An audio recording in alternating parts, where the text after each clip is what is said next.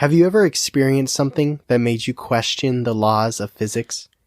What would you do if you went to work every day knowing you might witness something paranormal? What if you had to convince someone that something supernatural just happened? Today, we test the believability of the haunted Carnegie Library of Homestead.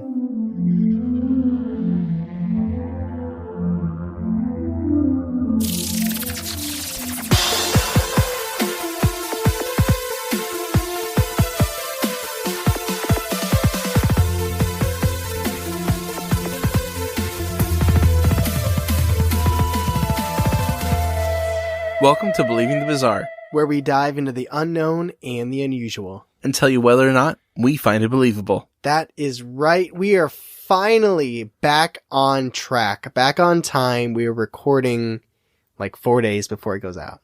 Like usual. Yes. Not that we're ever topical.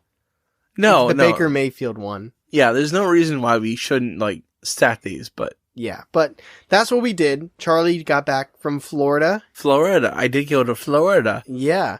And so this is what we're going to do, because I think there's a lot to unpack with that. And it's like one of our first trips we took. No, I didn't take it, but things happen. So we're going to push that at the end of the episode. So if you're interested to hear about Charlie's trip and you want to hear some stuff happening in my life, that'll be at the end of the episode, after the main stuff. Because, we want to content forward. You guys want to hear about the haunted Carnegie Library of Homestead. I want to hear about the haunted Carnegie Hall of Homestead. You just threw some extra words in there, too. Some keyword fillers. That's me. Yes. This is a listener submission.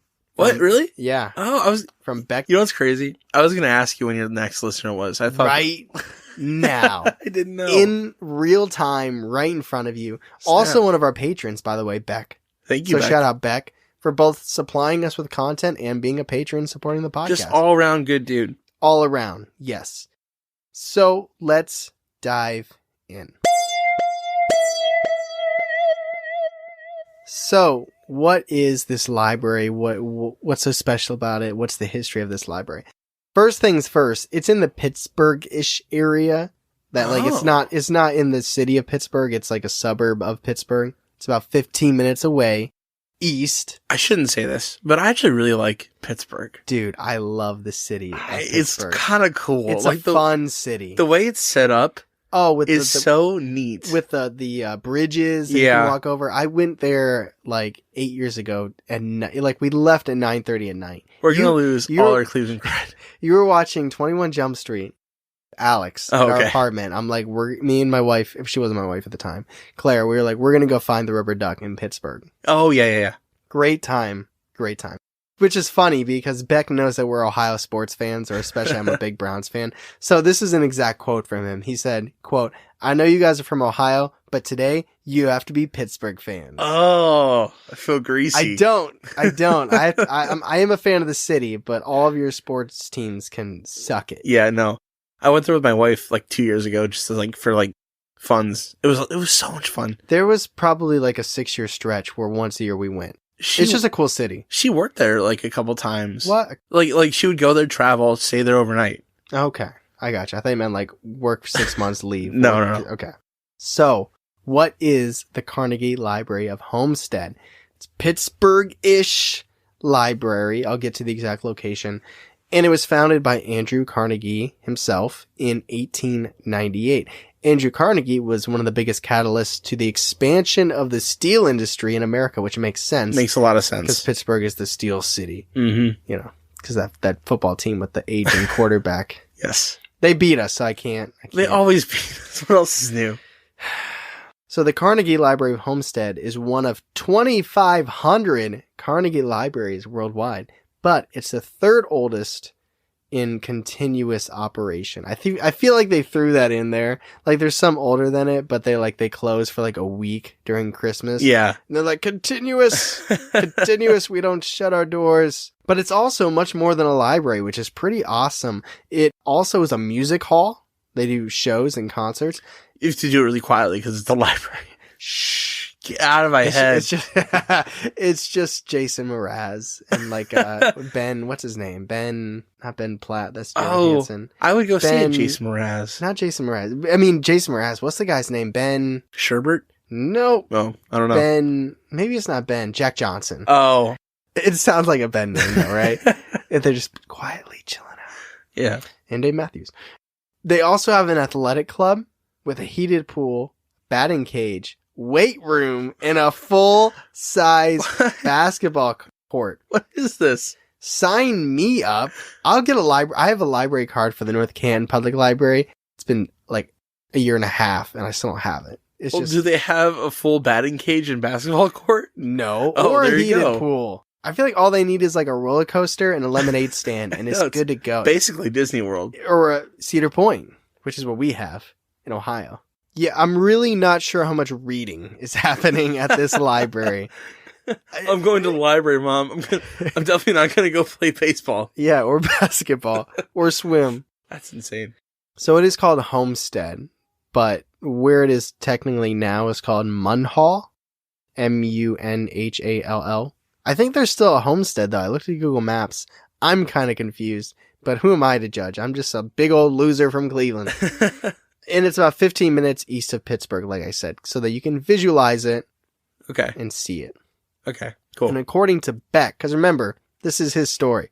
I mean, he's not Andrew Carnegie. He didn't. I'd put a little bit of my own flair in there, but this is his story. And he claims that Carnegie Library of Homestead is easily one of the most notorious haunted places in Pittsburgh to ghost hunt. Really? Wow, that's interesting. I had no idea. Yeah, and normally maybe during a library I'd be like, although I do like libraries. And I like bookstores. Do you like going to a bookstore like a BAM? I like a good bookstore. I don't like libraries because I feel upset because I can't own them. I can't own all these I don't books. know. I'm weird. I can only check them out for free. You know what the nice thing about the library is though? When you go to check out, they're like, oh look, you could get one of these 3 magazines. Do you want one? Do you want one of these ones? Do you want one of these magazines? It's free for right now. I get a rush when I turn them down. I hate that. I don't like it either. There's sometimes I will avoid going to it because of that. I know the workers are just doing what they have to do, but I hate that. But let's talk about Beck's story. So what has Beck heard over the years? So we're going to get to his actual main experiences, but this is just like a collection of things he's heard and what his usual day was like. Hey, Beck. I don't know. What's up? How's your day going? So as a local to the Pittsburgh area, Beck knew a lot about the library and heard many of the myths and ghost stories that people would talk about. For instance, people would claim to see dark figures throughout the library. They would hear strange noises, and items, especially books, would move on their own. Many people in the area tend to believe that there are multiple ghosts and or energies that dwell in this library.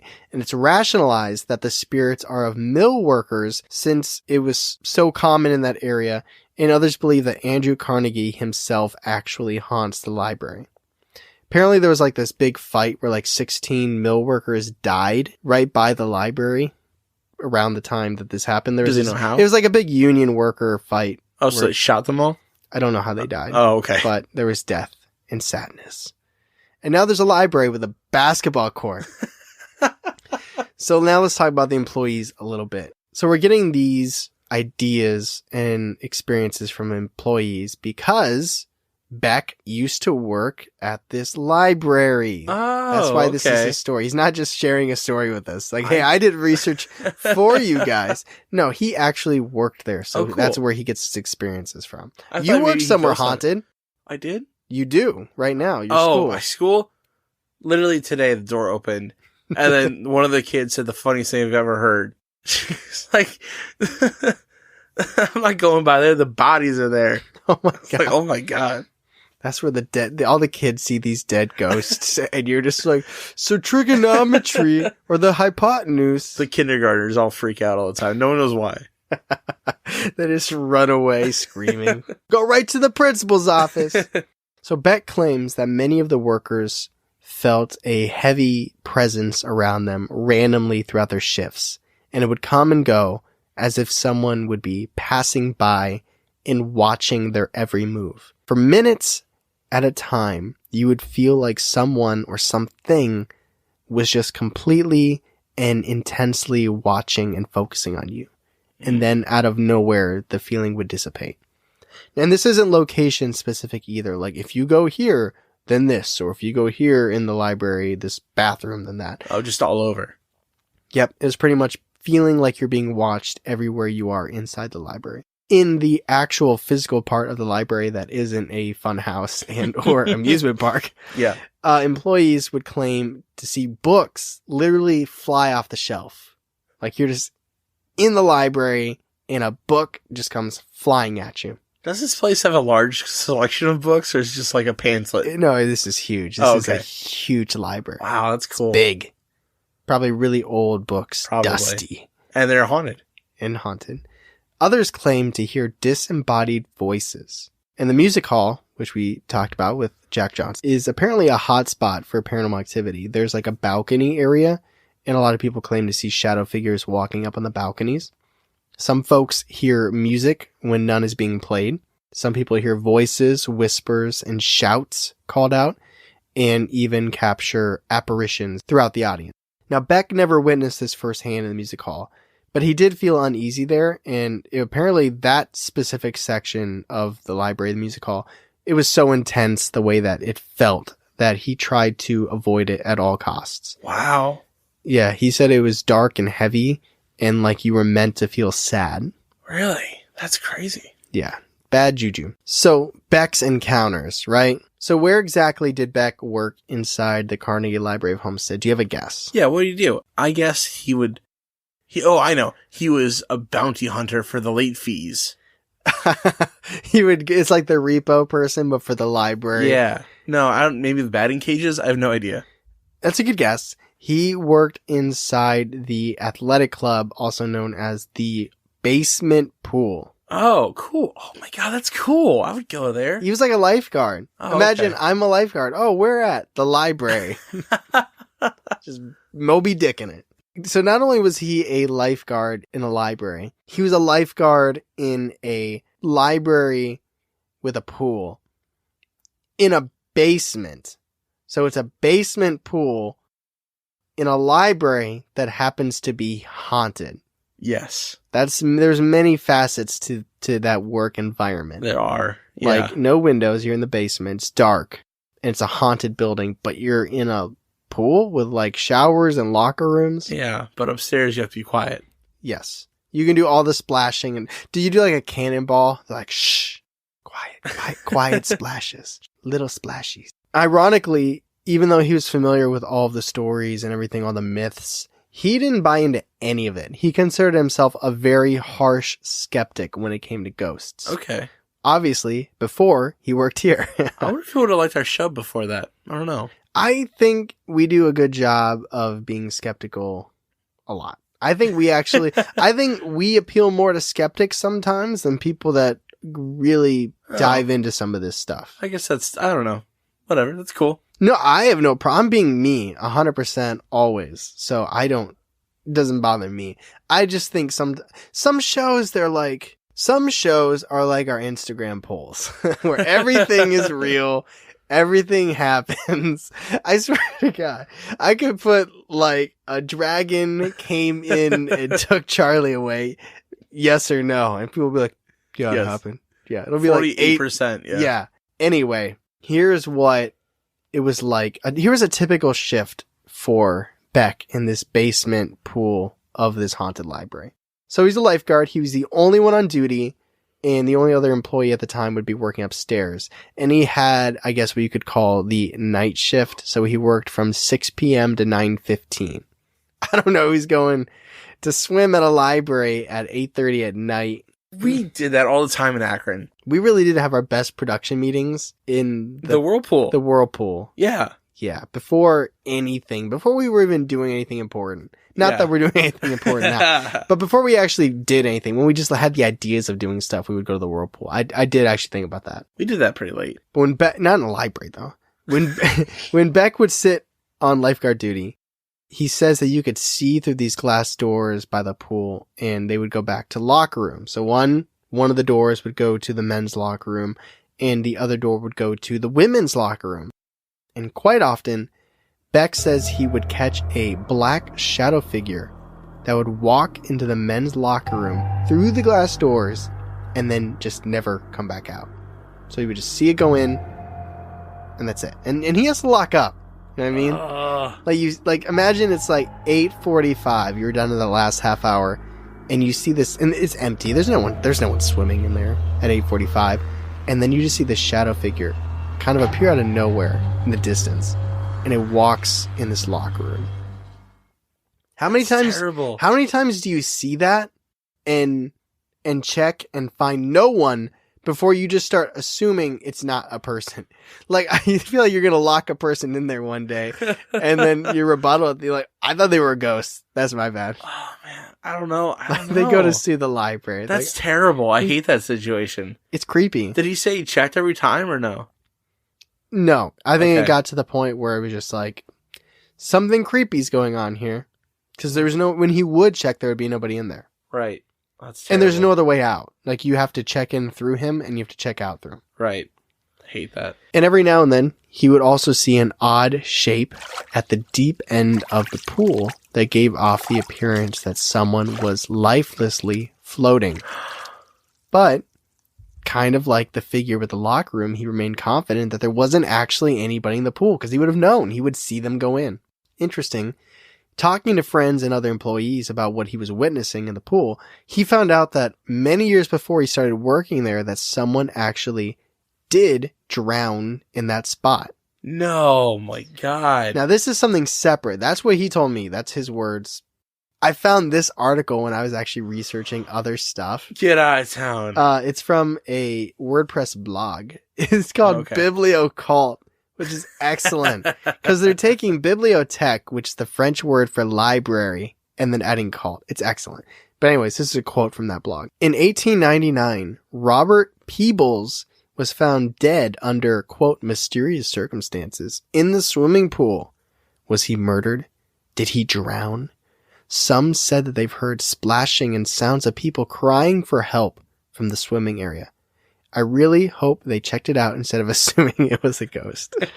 Unquote. Oh my God. So that wasn't included by him. That was something else I found. But that's something separate you found? It's tying it together. It's like when you were talking about, it was like our last listener submission with Katie, with the London Dungeon. Yes, oh my gosh, that's crazy that you found it separately. We got dungeons, we got libraries. This is the content you come for on Believing the Bizarre. Wow. My mind is blown right now. That's nuts. So these are, and you're at work. It's not like you're ghost hunting or you just happen, like you're at work. I'm going to clock in, see some ghosts. That's a real true ghost hunter or paranormal investigator. Yeah. So these were just common occurrences. These were just like normal shift, going to work. Dad's like, don't work too hard. Like, and then you leave. Played by demons. So what do you think about working a night shift at a basement pool? I don't think I like that very much. Probably need a couple of cups of coffee to keep me going. You just drink, you're like just sipping coffee while you're in lifeguard duty. Yeah. I don't think I'd want to be a lifeguard. I feel like 99.8% of the time you're getting paid to just watch people swim. But that like 0.02% where you literally have to save someone's life, that's when you make it or break it in the lifeguard world. Yeah. It's hard to come back from letting someone go. If you don't do the most important job of the lifeguard in that 0.2 seconds, you gotta get fired. When you see someone drowning is when you call 911. Call someone who knows what they're doing. I only know the Heimlich. Oh, I think like pro lifeguards on like beaches. I think that's a little more intense. Yeah, there's waves and sharks. We're talking about ghosts, bro. You're right. I'm off track. You're right. This episode is sponsored by BetterHelp. At Believing the Bizarre, we take pride in escapism. But sometimes, there's nothing more important than tackling real-life issues. Do you find yourself struggling to achieve particular goals throughout your week? Find yourself feeling down? If so, we highly recommend BetterHelp. They assess your needs and personally match you with your own licensed therapist. BetterHelp promotes a healthy, encouraging, and judgment-free zone. Their therapists specialize in a variety of areas, such as stress, anxiety, depression, LGBTQ, grief, and general trauma.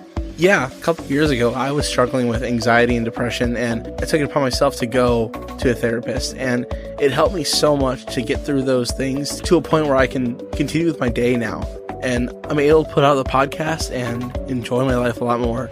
And this is not a crisis line or self-help. Instead, you securely speak with a licensed therapist online from the comfort of your own home. You can send a message to your counselor anytime, day or night, or schedule a weekly phone or video call.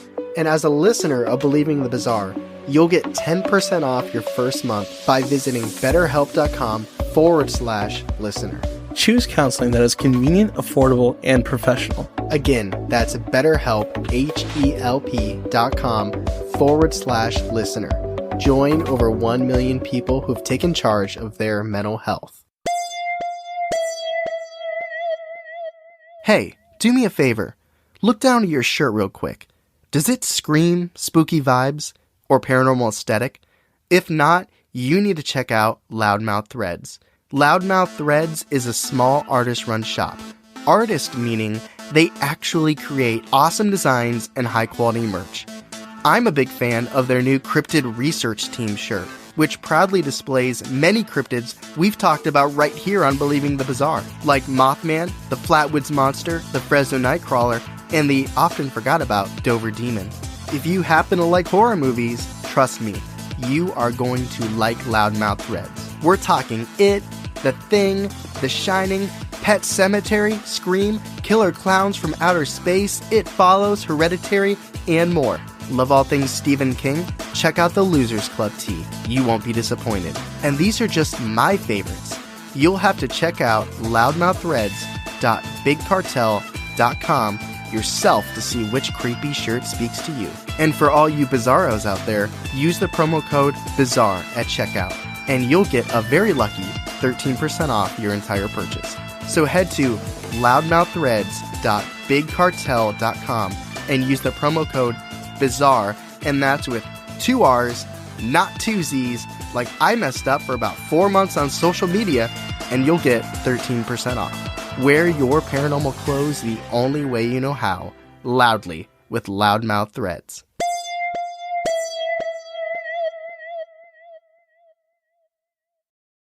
Okay, so those are his day-to-day normal shift activities and experiences. So now let's get to the 3 moments during his 3 years of working at the Basement Pool Athletic Club Library of Carnegie Homestead. Andrew. These are his 3 moments that really stand out. Like where it got real. Where it got real. Okay. 1. So Beck's first unusual memory encounter was based off one of the typical occurrences that we already talked about, seeing a shadow figure walk into the men's locker room. That's what this is based around. Okay. So it kind of went according to plan. You know, the figure walks in, the figure doesn't walk out, but this time, for some reason, he didn't go into too much detail here. He said it felt more realistic. Like, I think it got to a point, and this is just me putting my perspective, I think it got to a point where he was like, that's a ghost. That's a shadow figure. I'm not even going to think twice about it. I'm not even going to check when I lock up. It is. That's what it sounds like to me. But something about this particular one, I think there was this like thought in the back of his head where, okay, it looked like a shadow figure, but there's something about it that seemed more human. Like that could have actually been a real person. It had some Tommy Bahama pants on. It was a Bahama shirt, yeah. Swimming trunks. Said, hey, is the locker room this way? Don't forget to let me out. But this shadow figure, this unusual looking shadow figure, was the first and only swimmer that had come in so far that night. So honestly, he really wasn't paying much attention anyway. And according to the athletic club's rules, swimmers were required to rinse off in the showers through the locker room before they could enter the pool. I think this is pretty standard for a lot of like YMCA type stuff. Because people are gross.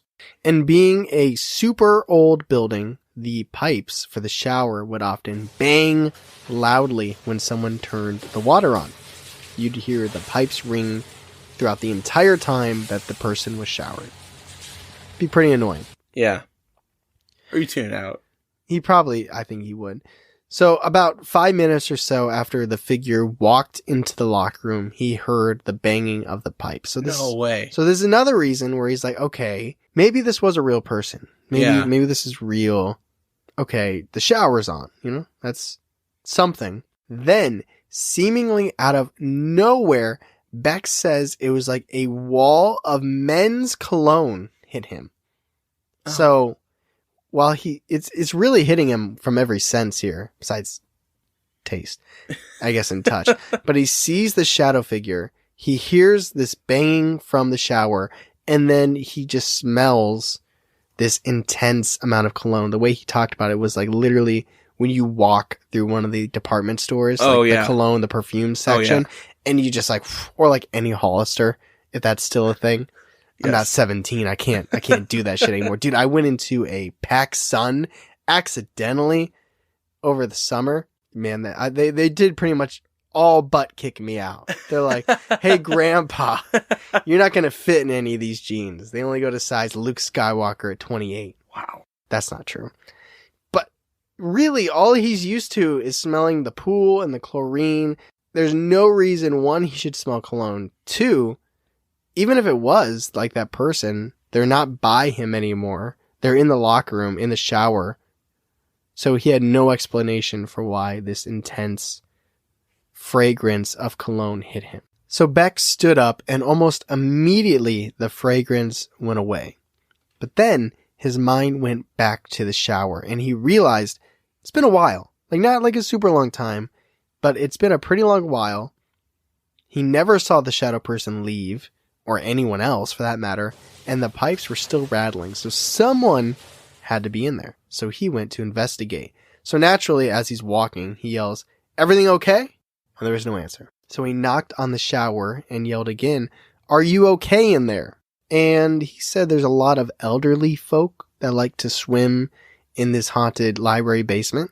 Sure. And every now and then, one of them might slip and fall. So do you really want to walk in on a naked person in a shower? No. But when it comes to safety, somebody could be hurt. I think it's just kind of like, you got to do what you got to do. Mm-hmm. It's kind of his job, because it is literally his job. Now, I don't think they think about lifeguarding in the shower. I think it's focusing more on the pool, but you got to do what you got to do. Right. So he decided, I need to make sure this person's okay. So he opens the door. There was no one in there. The shower faucet was running, but it was completely empty. So he turned the water off and he walked back into the locker room and he started inspecting the area. There were no watermarks. There was no wet spots. There were no wet footprints. There was literally no evidence that any person had entered that locker room with wet feet and had turned on that faucet. Wow. Man. Oh. So confused and creeped out, he went back to the pool deck and he sat down, and almost immediately he started smelling this intense cologne again, and then he saw the same dark figure leave the locker room. Wow. Maybe he was glad he checked on him. He's like, thanks, bro. Oh, that's creepy. Now, I didn't find this, but he said in his note to us, similar to the pool drowning at a later time, he learned of a middle-aged mill worker that had died in those showers of a heart attack. Oh, that explains the cologne. So, Beck's second main ghostly encounter is similar in that it involves the showers. But this time, he was not alone in this experience. So it was near the end of his shift at the pool, and he was locking up, but before he could completely shut down the area, he had to wait for this little old lady to leave the woman's locker room. She was a regular at the athletic club. Her and Beck were familiar with each other and had a friendly rapport. While he was waiting outside the locker room doors, he heard a terrified and shrill scream coming from inside. It was the old woman.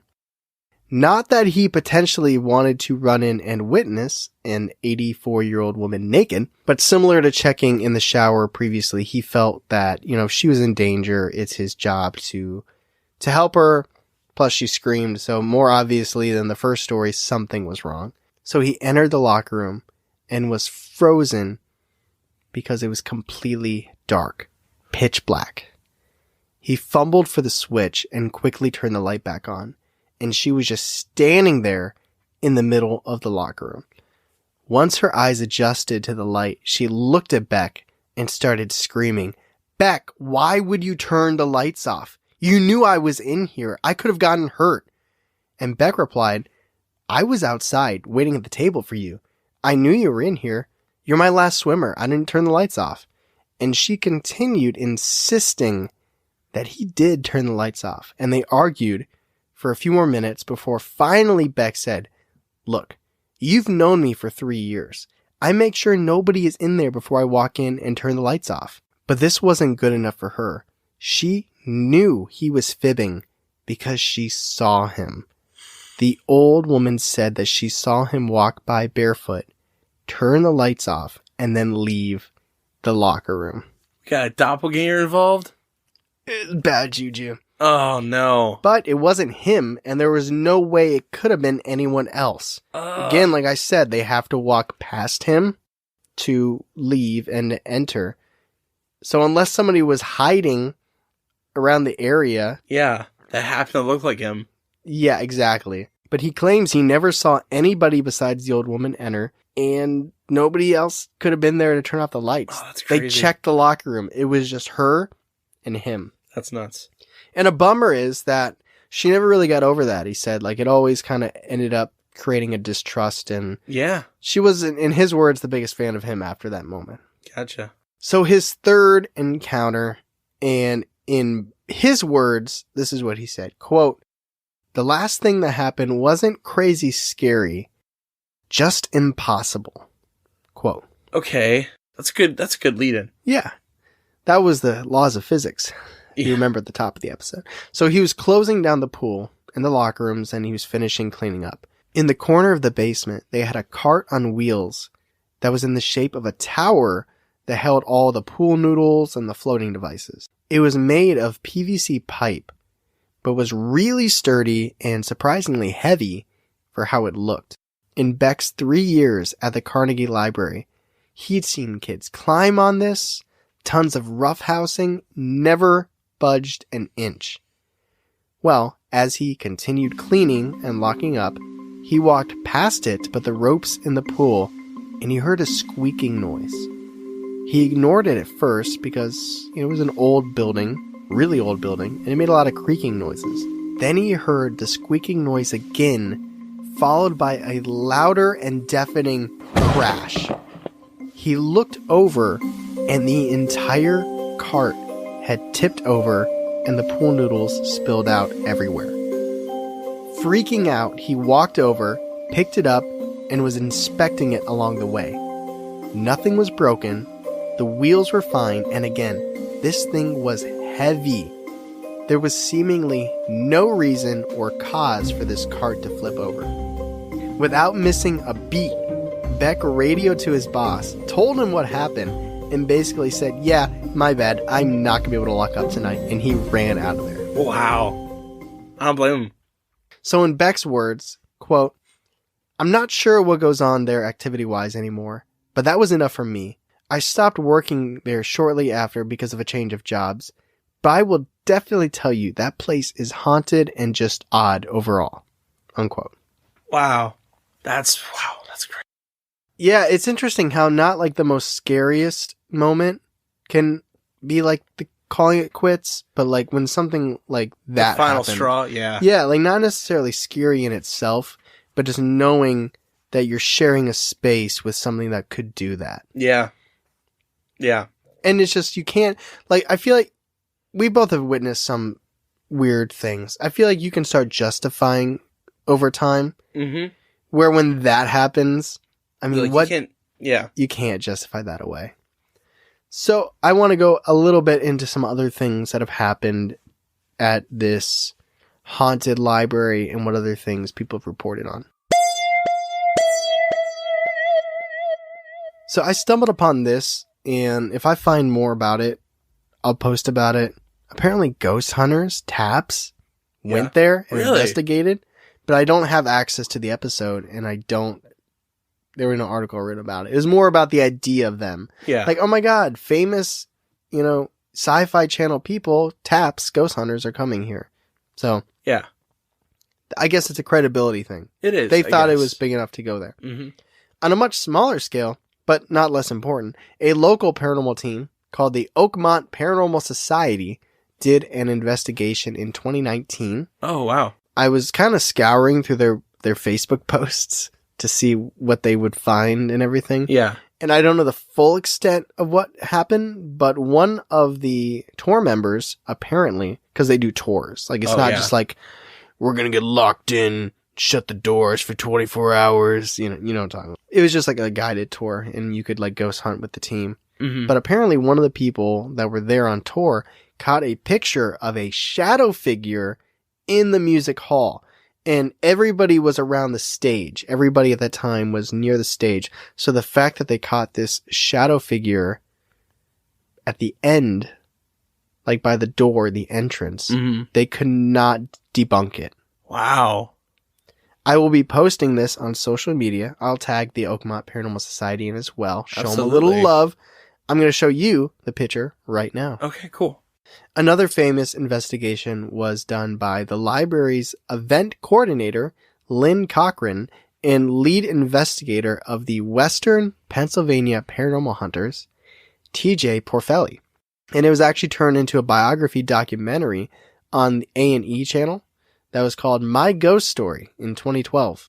I didn't see the actual video, same thing. It's like I feel like you gotta kind of either have a streaming platform that has it or you gotta catch it on TV. Mm-hmm.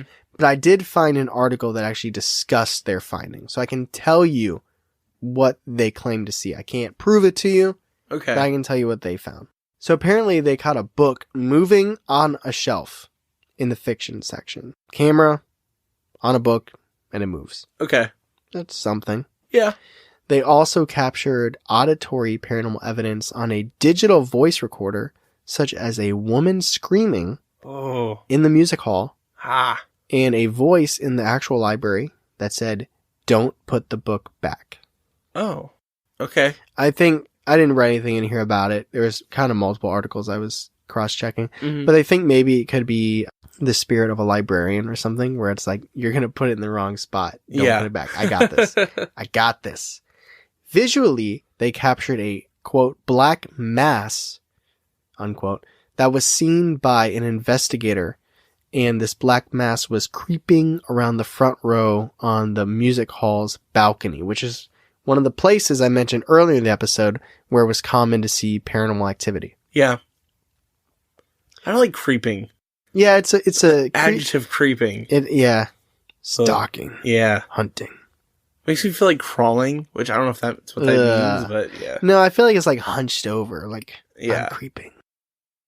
Cochran, the event coordinator of the library, was similar to Beck in that they initially didn't believe in ghosts, but they were quoted as saying, quote, "I guess I get a feeling of what you would call is it mischievous or mischievous? I've said this before on here, but I don't know. Mischievous. What you would call mischievous coming from someone or somewhere. It's subtle, it's selective, but it's something that cannot be explained." Unquote. So with all of that, are you ready to go to the discussion? Yes, I am.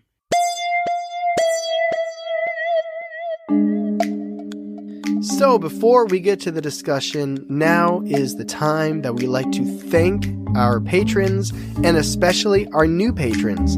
So thank you so much to Greg and Jalen. This is a perfect segue because I don't know if you noticed. I don't know if you follow us on Facebook or Instagram. You should if you don't. But if you do, you probably saw this. Jalen is actually the artist of our first ever holiday merch. She created the awesome Merry Not Miss, which features two creepy yet fantastic knot deer flying an alien Santa Claus in a sleigh. I love the design. It's so freaking cool. It's our only holiday design, and it's our only sweater merch item. Everything else is hoodie or t-shirt or tank top.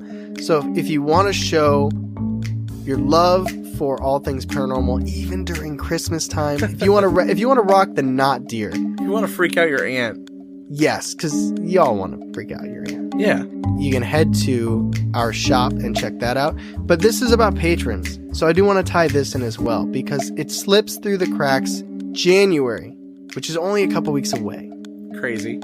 Every single member of our dedicated tier is going to get a unique merch item. We can't tell you what it is yet. It's a surprise. We've seen it. It is awesome, and we're excited for you guys to get it. It's designed by our terrific graphic designer, Eddie. Every single dedicated tier member of our Patreon automatically gets it. Yep. Like, that's it. So you just get it. That's all it is. You're a member in January, you join in January, doesn't matter. If you are part of our dedicated tier, you automatically get this awesome merch item. So that's what I want to push. Also, I want to apologize. I was sick out of my mind when I recorded our last Patreon segment. I was in Florida. Yeah, I was also sick for the Loudmouth Threads ad, which also you should check them out. I know they're not patrons, but they are awesome and they have amazing shirt designs. This is after their ad just came out, too. So. Yeah. Thank you, Greg and Jalen. Thank you, all of our patrons and everybody for listening. It means a lot to us. Let's go to the discussion. So we have a haunted library. Well, pool. Library is a loose term. A haunted funhouse area, amusement park. So we both believe in ghosts. Yes. That's just understood. Yeah. So I want to frame it this way. Is there anything you don't believe about this story? Or is there anything that we've talked about that gives you pause? Again, specifically Beck stories, like the paranormal investigations are one thing, and that's really good supplemental content. But the main focus of the episode is Beck and his experiences. So in terms of that, is there anything that jumps out to you that would, because I feel like when we do a ghost story on its own, as long as it's not ridiculously unbelievable, I feel like we're already at the top of the spectrum for believing it. So I want to ask you in a very roundabout way, is there anything that brought that scale down for you? Beck's story was totally believable. Nothing was a red flag for me. Just the fact it was so ordinary, yes, I think, made it really impactful. I agree entirely. Like, it's mundane. And it's mundane not in the real world. It's a mundane on this podcast. Because, I mean, we talk about things like the Michigan Dogman and skinwalkers and possessions and these larger-than-life creatures and experiences. So when you get to shadow figure walks into the locker room and then doesn't come out, compared to, like, Fresno Nightcrawlers, that's like, yeah, so what? Yeah. But in the real world, when you're at your job and you experience this and you can't explain it and you're alone in there, that's terrifying. Yeah, that's the kind of stuff that makes you not want to go to your 9 to 5. Yeah, so you go to that 6 to 9:15. That's right. It's just creepy. I agree 100%. It's everything is digestible. Like, I feel like nothing is mind blowing. But for me, that gives it more credibility. Plus, there are a couple of the stories and articles I found that backed up things that he was saying. Yeah. So, where do you land on the scale? I know this is a pretty short discussion, but it's a ghost story. Laid out really well. Believable. Same. I think he's saying it's haunted. We're getting other paranormal investigation teams going there and claiming it to be haunted. You know, skeptics like this library coordinator, event coordinator, like even skeptics that are there for a short amount of time are saying that it's haunted. Beck himself. Yeah. So I have no problem. Like I said, I'm biased. I go into this already believing in ghosts. It's kind of like, you got to give me something that just kind of throws red flags up. Yeah. Reeks of BS. So that is our episode on the haunted Carnegie Library of Homestead near Pittsburgh. All right, Charlie. So you heard the episode. Yes. If you're done, you're done. It's like it's cooked. To this point, if you want to get off the exit, you can. It's right now. We're medium. We're cooked medium. If you want well done, stick around. Because we're going to talk about your Florida trip. We're going to talk about some health thing happening in my life. And because honestly, I haven't really talked to Charlie about it. This is going to be this isn't like let me find out what I wrote. This is off script. This is genuine. I want to hear about your trip. So if you listened so far, thank you for joining us. If you want to bail out, catch us next week. See you next week. Yeah. So my trip to Florida was a lot of fun. Of course, it was a lot of fun. It was Disney World. We stayed there. We drove down, which was grueling. Cause it's a long drive. That's like 20 some hours, right? It is like 18. but I scheduled a dentist appointment on the same day we were leaving. Oh, yeah. See, we thought that was a good idea because I was like, oh, you'll get it all out of the way. No, it was a terrible, terrible idea. Were you able to drive? Yeah. Barely. I hit 4 people. Added some ghosts to that highway. It was bad. But it was beautiful once I got down there. I started feeling better like the couple days.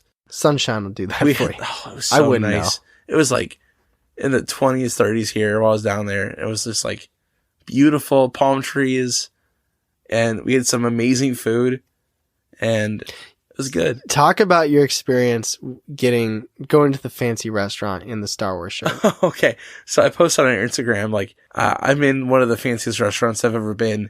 And I'm in jeans and a Star Wars shirt. I think I'm underdressed. Because it's Disney, they kind of expect you to be in like casual wear. The khakis with the sunscreen on your nose. Yeah. Like they don't like bat an eye at that kind of thing. But I still felt like uncomfortable and like I should have dressed up more. Like Steph's wearing a dress. Her mom looks nice. Her dad looks nice. I look like a schmuck.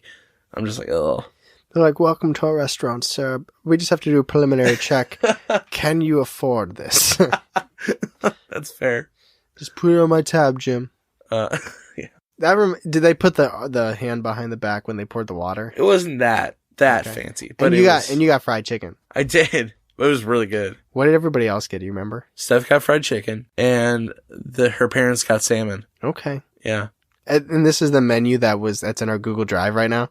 No, that's Homecoming. I don't know. Homecoming is one of the best restaurants in Florida, I think. Did you buy that lightsaber? Yeah. Really? I have it at home. What color is it? Purple. Ah, Mace Windu. Yeah. Nice. It's so cool. Is the new Star Wars exhibit thing there or no? Yeah. Okay. Yeah. It was really cool. I haven't been to Disney since I'm 16 because I'm an adult, I went on the Rise of... Shut up. I went on the new ride, the Rise of the Resistance. Yeah. That was so cool. You have to do a formal and an informal shout out to the listeners that literally met you there. Absolutely. I feel like I'm guiding this your conversation. No, you're right. There was so much that happened. A lot happened. But I got to meet 2 listeners. Well, actually, one listener's girlfriend. She probably listens by, She was like, I listen when it's on the radio, which I totally appreciate the honesty. Gage and Cheyenne drove 3 hours to meet me in Disney Springs. I was flattered and overwhelmed with emotion at the same time. It was so much fun, and we got to hang out for a good couple hours. It was a lot of fun. I was at a Cavs game, sweet for that, so I wasn't too jealous, but it was pretty amazing. I was stuck in traffic when you tried FaceTiming me. I was really sick, actually, last week, as you could tell by the last episode's Patreon segment. It is what it is. I didn't think it was that bad. So was there anything else about your Florida trip that either I should know or the listener should know? Because you text me every now and then about different things that were happening. I knew about the lightsaber. I didn't want to bombard you. Thank God. Snowy, 28 degrees. I don't want to see your Florida pictures. It was a really good time, and I'm glad I got to take that time. I hope you enjoyed the Yulad episode. Yeah, that's true. You didn't get to really speak about that. That was fun. Just fun. So let me hear about your stuff. Okay. So, and I've tried this before and I failed it. So my goal is to not fail it this time. So my manager at my job is a freak, and I mean that in the nicest way possible. Like, he eats incredibly clean. He works out. His warm-up workout will be my year's most intense workout. So we always joke about oh, are you going to get Denny's on your way home? Or are you going to pick up, Wendy's or something? So every now and then I'll do a food challenge with him and I'll lose, and then I'll pay the price. So this was the goal that we had before. And because I'm always trying to look for ways to inspire myself to lose weight and get in better shape and stuff. And what I did before is I used to do keto, but being a vegetarian, keto is incredibly difficult. You can do the high fat, but you're supposed to do high protein. And you can do nuts and you can do certain vegetables high protein. Just butter. Just butter. I joke literally that he takes a stick of butter, puts it in the freezer, and he then eats it like a lollipop. He's so much into the high fat, the avocados, the grass-fed butter, and all that stuff. Coconut oil, MCT oil. Mm-hmm. But anyway, here's what I have to do. My side of the bet is if I get to 8% body fat by June 15th of next year, I've already calculated it out. It's about 28 weeks. I got it broken down. Every 7 weeks, I gotta hit like a quarter of my way there. I don't even know where I'm at now. Like my Fitbit scale doesn't have batteries in it. So I'm just kind of, I'm optimistically floating with a number in my head. And if I'm way over it, I'm fucked. But if I get to 8% body fat, 1, I'll feel damn good about myself. 2, he has to eat a McDouble and French fries, which doesn't seem, I mean, that might be your Tuesday, but I literally think he'll explode. Do you think he'll gag? I'm probably going to get his job because he's literally going to blow up and die. Okay. Well, he actually, for me, it is a burger. For our patrons, you know who I'm talking about, but for everybody else, our producer, Ben, is doing the same challenge as well. Oh, is he? He is, and that's the French fries to that. Okay. But anyway, if you've seen me, maybe not all of you have seen me, if I don't get to 8% body fat, which is, let's just say likely, I have to do burpee suicide. 20 burpee suicides, but not in the way you think. It's you do 20 burpees, suicide. 19 burpees, suicide. Oh my 18 God. 18 burpees, suicide. He literally said, I might do it with you just for fun. Yeah. Because that's how you get to 8% body fat. Listen, I played basketball with him one time, and he came down, and his shoulder hit me, and it was like Mike Tyson punched me in the shoulder. Jesus. Like, literally, I can't imagine being in the NFL, like, where all these guys are just, like, rock solid. I'm just, like, flubbery. Like. But that's my goal. And even if I don't hit it, if I can get, like, to 11 or 10%, and I'm not saying that should be anybody's goal. Like, it's my own personal goal. Doesn't matter. This is my own personal goal. But if anybody out there has ideas, advice, and remember, obviously keto is awesome. I am vegetarian. So if anybody has any fun tips to help me hit that goal so my manager can blow up, just kidding. He'll be fine. He'll be fine. That's where I'm at. That's kind of my mindset and my goal for the next 6 months. So that's the end of our rambling. For those of you, like the 5 of you that stayed around and listened, cool. This isn't going to be an every time thing. It's just, I literally haven't seen Charlie in like 3 weeks. So it's good catching up. And if you enjoy this type of banner, I'll say this, we will always put the episode first. Always. I mean, 95% of you are here for the content, not me and Charlie. We both know that, we understand that, and we appreciate that. And that's the way we want to go. I'm mostly here for the content. Mostly. Sometimes for the water and the tea and the atmosphere. But if you do enjoy these kind of end of episode banter things, just hit us up in our Instagram DMs or Facebook us. I'll probably miss the Facebook thing. That's kind of on Charlie. I don't get those notifications. I don't know why. Instagram, I'm on it. Facebook, But hit us up if you like this. And if not, it is what it is. It's just, won't be an all the time thing. Always will be at the end, but it's just good to kind of catch up a little bit. Yeah. But anyway, thank you so much for listening. As always, I'm Tyler. And I'm Charlie. And catch us next week on Believing the Bizarre, a podcast as bizarre as you are.